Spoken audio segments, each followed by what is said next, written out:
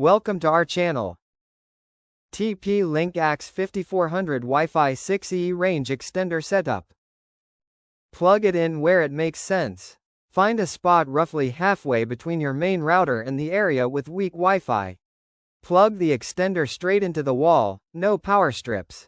Wait till the LED starts blinking.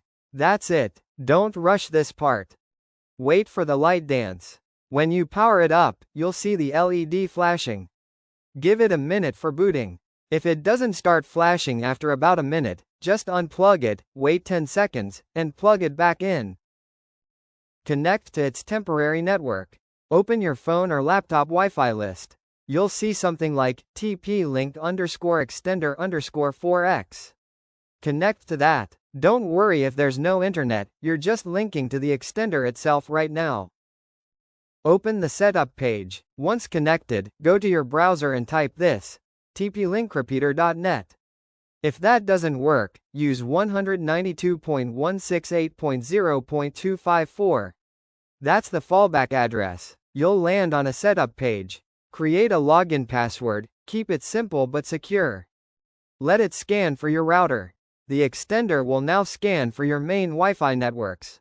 Wait till it lists them. You'll see both 2.4 GHz and 5 GHz, maybe even 6 GHz if your router supports it. Pick your main one, the same one your devices usually connect to. Enter your router password. It'll ask for your router's Wi-Fi password. Enter that and make sure it's correct. It will not connect if there are any typos in the box. If it's correct, then hit Next.